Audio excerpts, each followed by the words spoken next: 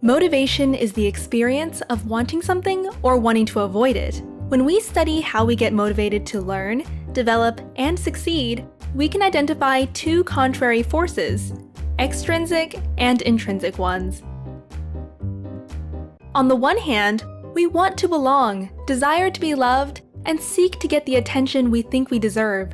We are motivated extrinsically by rewards in order to progress socially. On the other hand, we strive to explore things that are satisfying in themselves, disregarding rewards. We are motivated intrinsically by a natural curiosity which we follow because it feels right. The opinions of others don't matter. To understand why we probably need a good mix of both, let's imagine two 4-year-old children.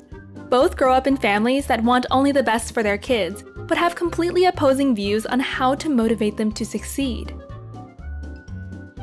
Tom's parents believe that all their boy needs is love. To not undermine his intrinsic interests, they never praise him or use rewards. Eventually, they decide not to give him any feedback at all, fearing it could corrupt his free mind. Over the years, Tom develops an immense capacity to imagine, spending most of his time playing by himself. By being allowed to follow his passions, he learns what he likes and what he doesn't. But Tom doesn't learn what others expect and gets easily irritated when asked to do something in a particular way. Mira's parents believe that their precious little girl needs clear rules about what's good and what's not. They see it as their duty to help Mira learn by providing precise and actionable feedback on all aspects of her young life. Mira spends her days in preschool, music, and ballet lessons. Over the years, she gets exceptionally good at the things that please the adults around her. However, since there is neither time to play nor to relax, she doesn't discover her own interests. Being alone bores her. At 14, Tom is independent and begins writing science fiction. He realizes that he isn't quite like his friends and spends most of his time at the library. When he shares his writing, others can't quite relate. At the same age, Mira is at the top of her class and has plenty of friends and admirers. She knows what is expected of her and makes sure to meet those expectations. Sometimes the pressure becomes unbearable, although that's her secret. By the day he turns 21, Tom has a unique perspective of the world. He is intelligent, but doesn't like to work for money and hence is always broke. He hates the idea of conforming to conventional norms and is annoyed if someone interferes with his creative expression.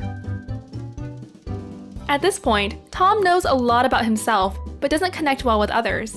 To him, people seem to follow rules without questioning them, just like sheep.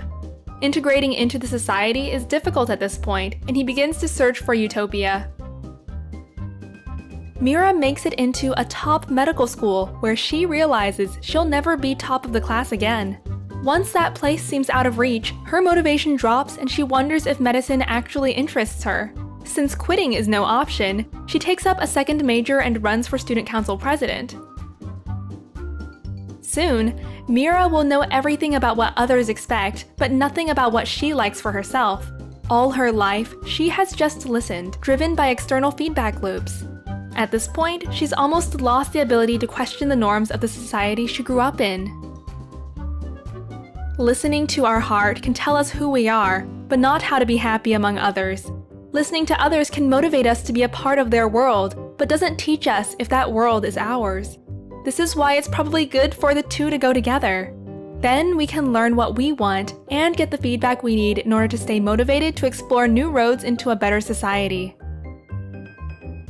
A large body of research shows that balancing the two forces is not straightforward.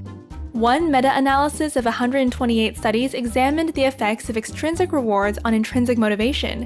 While most rewards significantly undermined our intrinsic interest, positive feedback, which is an extrinsic motivator, inspires us to keep going. Put simply, honest words of encouragement get us going, while money or gifts undermine our inner drive. What about you? Do you listen to your heart or to the voices of society? And from your personal experience, which of the two eventually takes your decision? Share your thoughts and check the description to dive deeper into the topic.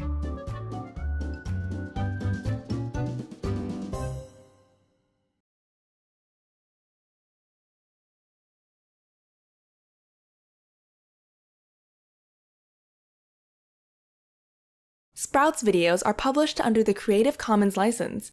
That means our videos are free and anyone can download, edit, and play them for personal use. And public schools, governments, and nonprofit organizations can also use them for training, online courses, or designing new curriculums.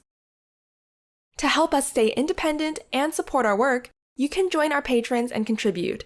Just visit patreon.com/sprouts. Even $1 can make a difference.